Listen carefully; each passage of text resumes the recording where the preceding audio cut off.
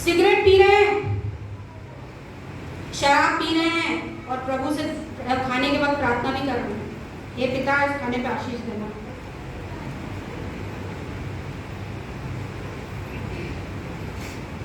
ऐसे तोल दिया है हमने मसीह को आज। अन्य जातियों के की इच्छा के अनुसार चलने लग गए हैं हम हमारा स्टैंडर्ड मेंटेन करने लग गए हैं। आपको पता है, एक कार नहीं, दो कार नहीं, 3 कार, 4 कार, 5 कार, बड़ा बंगला होना चाहिए, बड़ी गाड़ी होनी चाहिए, स्टैंडर्ड हमारा मेंटेन होना चाहिए। भले ही स्वर्ग के राज्य में प्रवेश नहीं हो, कोई फर्क नहीं पड़ता, स्टैंडर्ड मेंटेन होना चाहिए अन्य जातियों के सामने, है ना। हमारी साड़ी ऐसी होनी चाहिए कि अरे लोग कहें कैसे साड़ी पहनकर आई है, कैसी शर्ट पहनकर आए। और हम में से कई लोग बोल भी देते हैं, अरे यार ये साड़ी पिछले संडे भी पहनी थी ना तुमने। वैसे ही कितने लोगों ने बोला ये सूट वापस से पहनकर आ गए।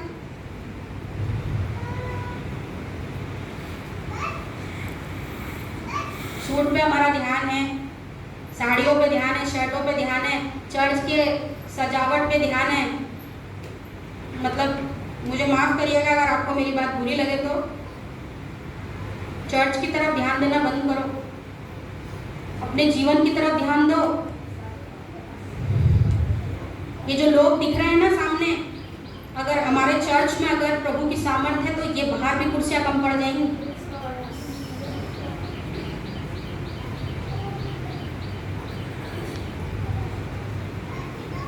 हम अन्य जातियों की नाई उनकी इच्छा पर चलने लगे हैं। हमारा ध्यान पैसों पे ज्यादा रहता है, किसने कितना दान दिया। अरे हम स्वर्ग के राज्य के वारिस हो ना हो कोई फर्क नहीं पड़ता, पर दान हमारा चर्च में सबसे ज्यादा होना चाहिए। अरे मैं ये नहीं कहती हूँ कि अपना बचाव ना करें, मैं नहीं जानती कि लोगों के दिमाग में क्या होता है, मैं उन चीजों को जानना भी नहीं चाहती। मैं बस एक चीज जानना चाहती हूँ, सब चीजें लेकर चलो और परमेश्वर के राज्य के लिए भी अपने आप को तैयार कर सको। प्रभु फरीसी सदूकियों को क्या कहता है, तुम ये भी करते हो और तुम वो भी करते तो तुम अच्छे होते। तुम पुदीने और सौंफ का दशमांश देते हो तो तुम मेरी आज्ञाओं को भी मानते। वो पुदीने और सौंफ तक का दशमांश देते थे और पर उनकी आज्ञाओं को नहीं मानते थे, लोगों पर थोप देते थे पर खुद नहीं मानते थे। खुद एक उंगली से एक कर्ज को भी सरकाना नहीं चाहते थे लोगों के। पुराने समय के लोग कर्जों से लदे पड़े थे रोम शासक के, पर वो उनकी मदद नहीं करना चाहते थे। परमेश्वर के मंदिर में भरा पड़ा दान आता था, पर सदूकी फरीसी उनकी मदद नहीं करते थे लोगों की।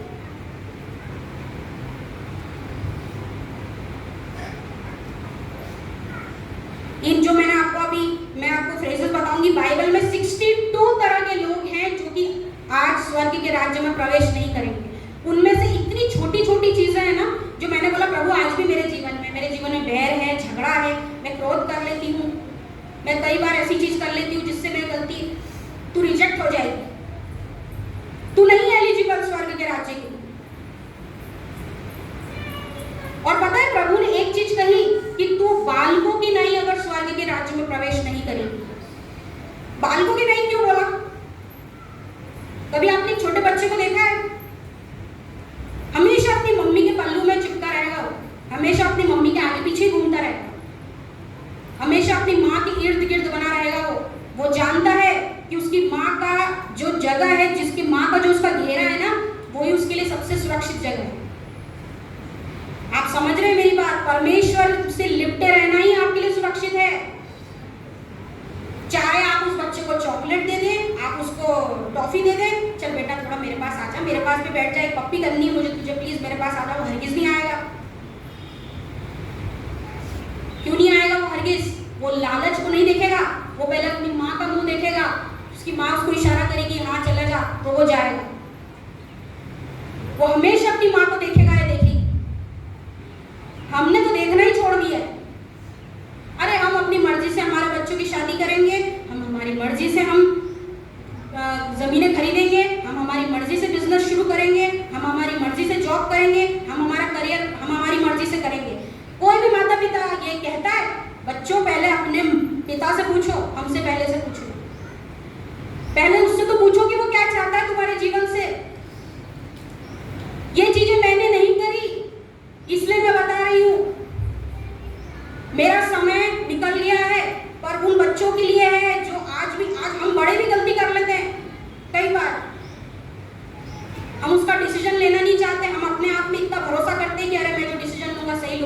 गलत नहीं है हम डिसीजन, अगर आप उससे पीछे पूछे बिना कर रहे हो।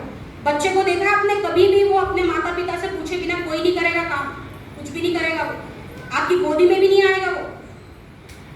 इसलिए प्रभु ने कहा है यदि तुम्हारा मन बालकों के समान नहीं हुआ, उनके मन में कुछ नहीं होता है, उनका मन बिल्कुल साफ होता है। पता है अगर कुछ झगड़ा भी होते हुए देखेंगे ना, वो अपनी माँ के पीछे जाके छुप जाएंगे, या कहीं वो ऐसा देखेंगे कि अरे यार ये मेरे लिए बहुत डेंजरस जगह है, मुझे इस जगह नहीं जाना, वो अपनी माँ के पीछे चले जाएंगे। हम जाते हैं हमारे पिता के पीछे से, क्या हम उस जगह से भागते हैं जो गलत है? पौलुस कहता है अपनी शरीर की अभिलाषाओं से भाग। यूसुफ भागा था अपने शरीर की अभिलाषा से, पता है भागना पड़ेगा हमको। अगर उसी जगह खड़े रहोगे तो पाप में गिरोगे। अपनी नजरों को फेर दो अगर कोई गलत चीज होते हुए देख रहे हो तो। अगर किसी लड़की को देखकर अगर आपके मन में पाप आ रहा है, किसी लड़के को देखकर आपके मन में पाप आ रहा है, तो आप व्यभिचार कर चुके, आपने माफी मांग ली, पर फिर वापस से वो काम मत करो और उस जगह को देखकर अपने आंखें हटा लो।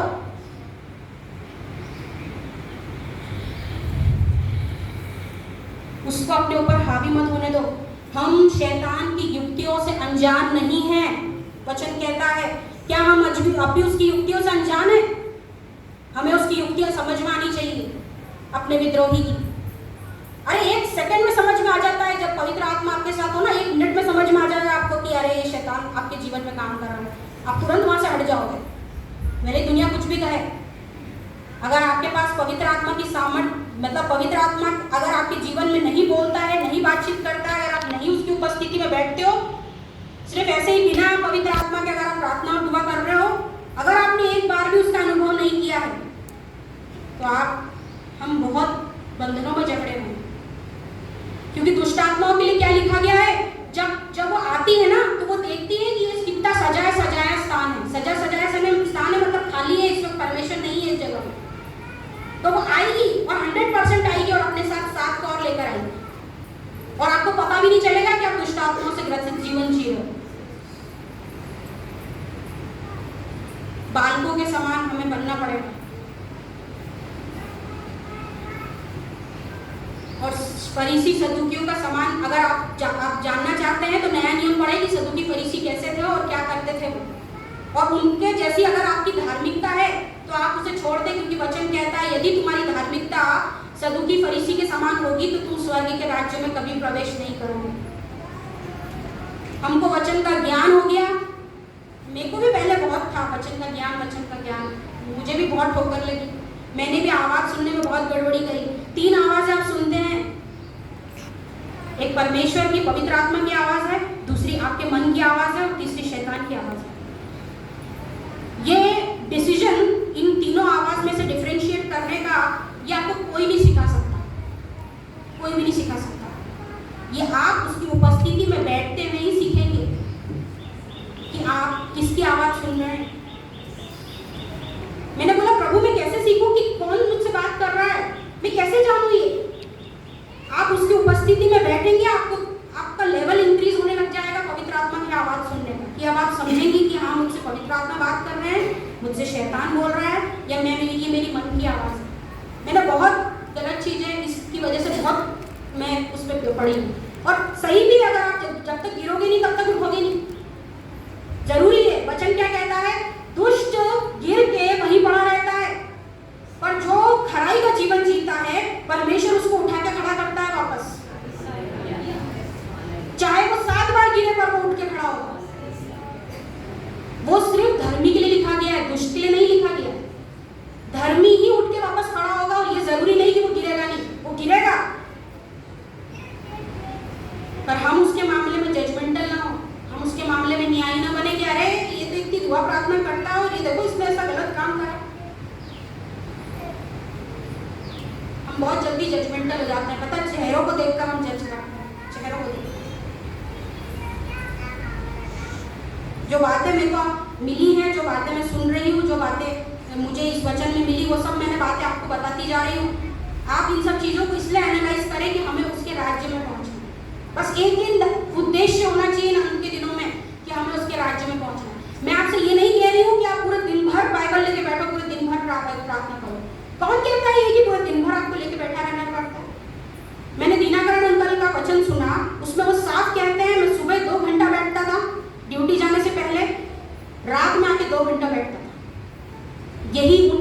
जीवन का सबसे बड़ा रहस्य है, जब तक उन्होंने प्रभु यीशु मसीह का दर्शन नहीं पाया। मैंने बोला ये तो मैं आसानी से कर सकती हूँ प्रभु, ये क्या कठिन बात है मेरे लिए कि मैं 2 घंटे अपने लिए निकाल सकूं। क्या हम नहीं निकाल सकते 2 घंटे भी? क्या हमारे पास 2 घंटे का भी टाइम नहीं है प्रभु के लिए?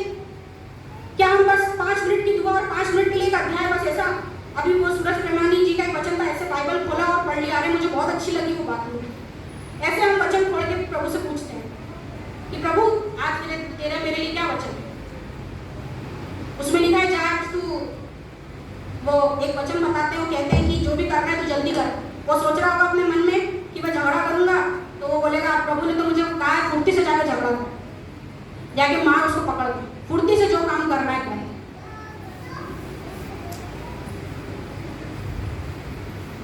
शुरू से पढ़े बाइबल, बाइबल इतनी भी बोरिंग नहीं है। पहले जब मैं छोटी थी ना, मुझे व्यवस्था पढ़ने में बहुत ऐसा लगता था, अरे बाप रे लेवे व्यवस्था विवरण कौन पढ़े। पर जब पवित्र आत्मा आपको मिल जाएगा ना, तो आप जब देखो पवित्र आत्मा मिल गया, हम ये सोचते हैं पवित्र आत्मा हमको मिल गया और हमको एकदम से वरदान मिल गए। ऐसा नहीं होगा, कभी भी नहीं होगा। अगर ऐसा आप सोच रहे हैं तो आप भ्रम में जी रहे हैं। पवित्र आत्मा का आपको मिल गया, पवित्र आत्मा के साथ रहकर आप उसकी सामर्थ्य तक पहुंचेंगे। मैं यीशु मसीह का एक एग्जाम्पल देती हूँ आपको। यीशु मसीह का जन्म पवित्र आत्मा से हुआ, हम सब मानते हैं, है ना। यीशु मसीह को पवित्र आत्मा कब मिला? जब वो उनका बपतिस्मा हुआ, है ना, पानी का बपतिस्मा हुआ। परंतु क्या पानी का बपतिस्मा मिलने के तुरंत बाद वो आश्चर्य कर्म नहीं कर सकते थे? क्या वो शुरू से जब उनका पवित्र आत्मा से जन्म हुआ तो क्या वो आश्चर्य कर्म नहीं कर सकते थे? अपनी सामर्थ्य का प्रचार नहीं कर सकते थे? उनने क्या कहा? मेरा समय अभी तक नहीं आया है, अपने समय का इंतजार करो। पवित्र आत्मा से पूछो कि हमारा समय कब आया है। आज वचन का प्रचार ऐसा होता है कि जाओ सुसमाचार का प्रचार करो। अरे गलत है ये प्रचार। अरे आपने पवित्र आत्मा को अभी अभी पाया है, आप अगर शैतान के बीच में जाओगे वो आपको खदेड़ के बाहर कर देगा। आपके पास सामर्थ्य नहीं है तो कहां से काम करोगे वहां? अरे वो आपको जेल में बंद कर देंगे, वो बोलेंगे अरे तो धर्म परिवर्तन करने आ गई।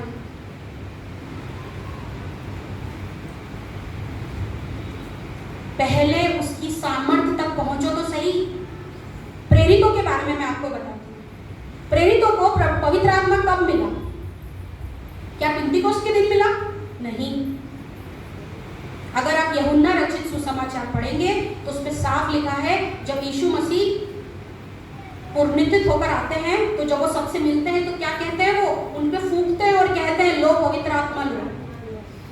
पवित्र आत्मा उनको तभी मिल जाता है और वो यीशु मसीह के साथ रहते हैं, ऑटोमेटिकली पवित्र आत्मा उनके साथ था। पर प्रभु यीशु मसीह ने क्या कहा? पहले तुम उसका इंतजार करो। उसका इंतजार करा, जब सामर्थ उन पे उतरी। वो सामर्थ आपको किसी बड़ी मीटिंग में उतरे ये बहुत कम है। आपके अकेले कमरे में ही आपको प्रकाशन मिलेगा ज्यादा से ज्यादा। आप ये उम्मीद कर रहे हैं कि आपको यहाँ मीटिंग में आपको चर्च आ जाए तो आपको पवित्र आत्मा की सामर्थ मिल जाए। पवित्र आत्मा आपके साथ है, कहीं ना कहीं आपने कभी ना कभी किसी ना किसी मीटिंग में पवित्र आत्मा को पाया है, बस आप उसके साथ चल नहीं रहे, आप उसके साथ सुन नहीं रहे उसकी आवाज, उसके पास बैठकर वचन नहीं पढ़ रहे, उसके पास बैठकर प्रार्थना नहीं कर रहे हैं, उससे कह नहीं रहे हैं कि पवित्र आत्मा आप आइए और मुझे वचन सिखाइए, आप आइए मुझे बाइबल से बताइए कि आपका मेरे जीवन में क्या उद्देश्य है, मैं क्या करूं अब आगे।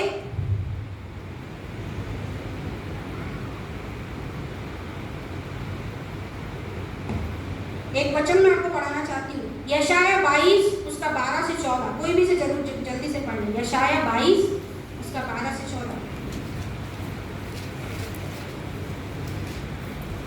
उस समय सेनाओं के प्रभु यहोवा ने रोने पीटने, सिर मुड़ाने और टाट पहनने के लिए कहा था, परंतु क्या देखा कि हर्ष और आनंद मनाया जा रहा है। हर्ष और आनंद मनाया जा रहा है।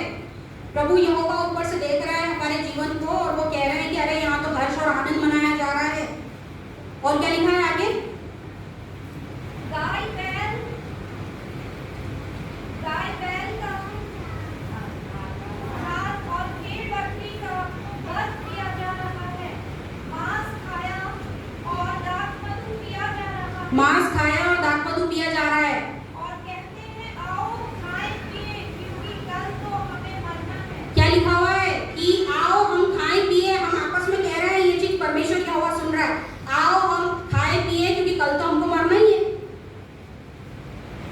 कल तो हमें मरना ही है, पर उसके आगे परमेश्वर का वचन क्या कहता है? अगर इस अनुग्रह के समय अवसर मिलने पर यदि हम पश्चाताप न करेंगे, क्या लिखा है वचन में, कोई पढ़े?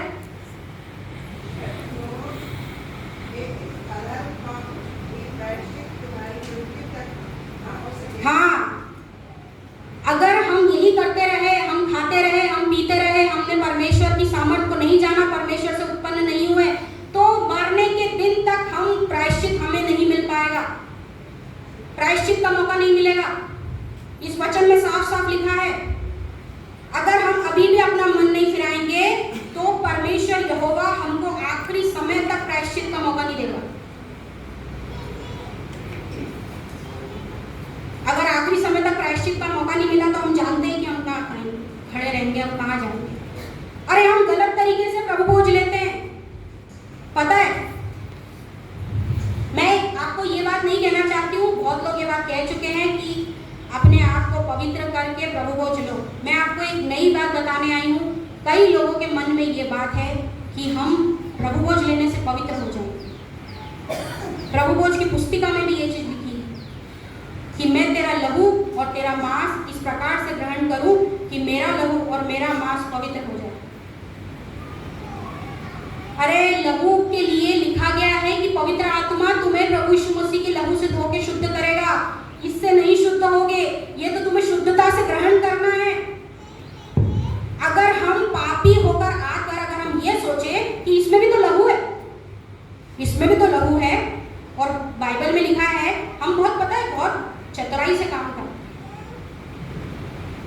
हम बहुत सियाने हो गए कि ये मेज है ना, मेज पे भी तो लहू है, दाखरस भी तो लहू है, मैंने इसको पी लिया, मैं पवित्र हो गया, हमारे अंदर चला गया ना, पवित्र हो गया। ऐसा मुझे बताया गया प्रार्थना में, तो मैं आपके साथ शेयर कर रही हूँ। आपको सही तरीका जानना है तो आप पढ़िए मेरे साथ पहला कुरिन्थियों 6:11। पहला कुरिन्थियों 6:11 में साफ साफ लिखा हुआ है कि अनुग्रह का आत्मा, जो पवित्र आत्मा है, वही तुम्हें मसीह के लहू से शुद्ध करता है। और तुम में से कितने ऐसे ही थे, परंतु तुम प्रभु यीशु मसीह के नाम से और हमारे परमेश्वर के आत्मा से धोए गए और पवित्र हुए और धर्मी। हाँ, आत्मा से तुम धोए गए हो, पवित्र आत्मा ही तुम्हें धोता है, इस लहू से नहीं धुलोगे तुम। ये जो लहू लेते हो, ये जो दाखरस लेते हो, इससे नहीं धुलोगे, ये तो पवित्र होके लेना है। पर ऐसा नहीं कि आए यहाँ पर प्रभु भोज वाले दिन आधा घंटा पहले पश्चाताप करा, प्रभु क्षमा कर दे, प्रभु क्षमा कर दे, यहाँ से प्रभु भोज लिया और अगले दिन फिर वही जीवन। कितने ऐसे लोग हैं जो 6 दिन शराब पीते हैं, सिगरेट पीते हैं, व्यभिचार करते हैं, बुरी बातें सोचते हैं, क्रोध करते हैं, झगड़ा करते हैं, हर तरह का गलत काम करते हैं, और फिर यहाँ आके प्रभु भोज भी ले लेते हैं। मैंने अपने जीवन में इस बात को महसूस करा है कि बीमारियां कैसे आती हैं आप पर अगर आप प्रभु भोज गलत तरीके से लोगे। मैं वो गलती कर चुकी हूँ, आपको गलती मत करो। अगर अपने जीवन में बीमारियों को नहीं लाना चाहते, अपने घर पर अगर ये श्राप नहीं लाना चाहते हो, तो श्रापित हो जाएंगे हम अगर गलत तरीके से उसका भोज लेंगे। इससे अच्छा मत लो, मैं कहती हूँ, कुछ नहीं होगा। कोई कहेंगे अरे तू प्रभु भोज वाले दिन नहीं आए, अरे नहीं आना मुझे, मैंने पाप किया, मुझे नहीं लेना वो। या फिर 3 दिन पहले उपवास में बैठो और फिर आओ और कहो प्रभु मैं मंडे से ये चीज नहीं करूंगा। इतनी भीड़ की भीड़ लग जाती है प्रभु भोज वाले दिन। ये कोई मामूली संगति है क्या? हम इसको बहुत ही हल्का लेते हैं। इससे शुद्ध नहीं हो गया आप, ये शुद्धता से आप ग्रहण करना, ये पवित्र संगति है। चेलों को यीशु मसीह ने ये संगति क्यों करने के लिए बोली पता है? क्योंकि वो जानता था कि ये बाद में जाकर पवित्र आत्मा पाएंगे और ये संगति के लायक है। इसलिए उसने कहा कि मेरे स्मरण में तुम ऐसा ही किया करो, क्योंकि वो पवित्रता का जीवन जीते थे। हम अपने जीवन में कपटी ना बने, नहीं तो अंत के दिन भूसे गिनाए उड़ जाएंगे। सपन्या 2:2-3 में लिखा है, अंत के दिन आपके जीवन में भूसी गिनाए उड़ जाएंगे। और एक चीज और गाना हमने अभी गाया, आखिरी नरसिंह का फूंका जाने वाला है। कितने लोग हैं जो उस नरसिंह की आवाज को सुनने के लिए अपने कान जिन्होंने खुले रखे हैं। नरसिंह का शब्द आखिरी के दिनों में लोगों ने सुनने से इनकार कर दिया है। यिर्मयाह 6:16 और 17 प्रभु ने मुझे दिया। लोग आज नरसिंह का शब्द सुनना ही नहीं चाहते। लोग उसके आने की बाट नहीं जो रहे हैं। लोग उसके आने की बाट नहीं जो रहे हैं। लोग अब स्वर्ग के राज्य के लिए अपने आप को तैयार नहीं कर रहे हैं। लोगों को मतलब ही नहीं है नरसिंह का शब्द। उसमें लिखा हुआ है, आप घर जाके पढ़ लीजिएगा, यिर्मयाह 6 उसका 16 और 17। प्रभु हम सबको आशीष दे। आगे बहुत बड़ा वचन था पर टाइम के कारण मैं नहीं बोल पाऊंगी, पर प्रभु हमें इतनी समझ दे कि हम नए सिरे से जन्म लेना सीखें। अगर आपका जल से बपतिस्मा हो गया है तो आत्मा से भी बपतिस्मा लेना जरूरी है, और वो आपको एक दिन में नहीं मिलेगा, उसको समय लगेगा, पर शुरुआत हमें आज से करनी है। और शुरुआत करने में कोई हर्ज नहीं है, कोई हर्ज नहीं है। अपने ये वचन को सुनकर अपने कान की खुजली मिटाओ। ये मत सोचो कि ये वचन सुनकर हम चले जाएंगे और सब कुछ ठीक हो जाएगा पहले जैसा। प्रभु हमसे हर चीज का हिसाब लेगा, हर चीज का, और वो हमें घुसने नहीं देगा, उस प्रवेश नहीं करने देगा उस राज्य में। और पता है जब नरक की पीड़ा हमें सताएगी ना, तब हमें उस वक्त पता चलेगा कि अरे प्रभु एक बार उस समय पश्चाताप कर लिया होता, एक बार उस समय अगर मैंने मान लिया होता तो आज मैं इससे बच जाता, नरक की आग से मैं बच जाता। पश्चाताप कर लिया आपने पश्चाताप करके मन फिरा लिया, आप एक धार्मिकता का जीवन जी रहे हो, पर फिर भी अगर पवित्र आत्मा की आवाज आप नहीं सुन रहे हो, फिर भी हम गलत जा रहे हैं। बहुत सारी चीजों में पवित्र आत्मा को गाइड करे। मेरी यही प्रार्थना है, हमें कठोर मन से प्रभु पवित्र आत्मा हमें नम्र मन दे, क्योंकि अंत के समय की यही वाचा है कि वो हमारे कठोर मन को नम्र करेगा, मांस का हृदय देगा, और वो अपनी आज्ञाओं को हमारे हृदय पे लिखेगा, वो कि हम उसे भूले ना, और वो हमें मार्ग पे चलने में हमें हमेशा याद आती रहे, शैतान से लड़ने के लिए हमेशा हमें याद आती रहे वो बातें, वो हमारे हृदय पे लिखेगा। हमें उसे मौका देना है कि वो लिखे। आइए हम प्रार्थना में अपने सर को झुकाएं।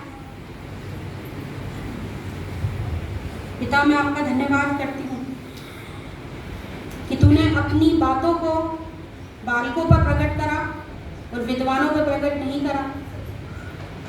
तू चाहता है कि हम बालक से बने प्रभु। आज पिता हमने तेरी बातों को सुना है, होने दे प्रभु कि ये बातें हमारे जीवन में घर कर जाए, हमें ये बातें परेशान करें कि हम तेरे राज्य से वंचित हैं। हम तेरे राज्य में प्रवेश करने के लिए हर मुमकिन कोशिश करें प्रभु। हर वो चीज़ जो हमें तेरे राज्य से वंचित करती है, यीशु के नाम से वो हमारे जीवन से दूर हो सके। हर वो बंधुआई की चीज़ जिसमें हम जकड़े हुए हैं, हर वो गलत आदतें जिसको हम छोड़ नहीं पा रहे हैं, प्रभु यीशु के नाम से वो आदतें आप हमारी छुड़ाने में मदद करिए। हमें डिसीजन लेने का मौका दीजिए। जिस लायक प्रभु उस उड़ाऊ पुत्र ने डिसीजन लिया था, तू हमें भी ऐसी शक्ति दे, सामर्थ्य दे कि हम हमारे जीवन का फैसला तेरे हित में ले सके। हम ऐसा फैसला ले प्रभु कि जैसे हवा में फैसला नहीं लिया था, जैसा तू चाहता है कि हम फैसला लें। हवा का एक फैसला उसने पूरे संसार को पापी कर दिया। आज हमारा एक फैसला हमारी पूरी जिंदगी को खराब कर देगा प्रभु। आज हमारे फैसले को तू बदल प्रभु जी कि हम हमारे मन में सही फैसला लें, हमारे बच्चों के लिए, हमारे अपने लिए। प्रभु तू हमें सहायता और मदद प्रदान कर। पवित्र आत्मा आप हमसे बोली और बातचीत करिए। आपके बिना हमारा जीवन कुछ भी नहीं है प्रभु। हम अधूरे हैं, हम मिट्टी हैं प्रभु तेरे बिना। हम अंदर से कभी नए नहीं हो पाएंगे तेरे बिना प्रभु। तू हमसे बोल, हमसे बातचीत कर पिता। हम जब भी प्रार्थना में बैठे, तेरे लोग जब भी प्रार्थना में बैठे, तू उनसे बात करना प्रभु। तू उन्हें भर देना प्रभु, ताकि वो तेरी सामर्थ्य से भर कर तेरे उस आनंद में सहभागी हो सके जिसमें तूने उन प्रेरितों को शामिल किया था। हम तेरे आनंद में, तेरे ईश्वरीय स्वभाव में संभागी हो सके, ऐसा तू हमें मन दे। सब बातों में मैं आपको महिमा देती हूँ प्रभु यीशु मसीह के नाम से मांगू।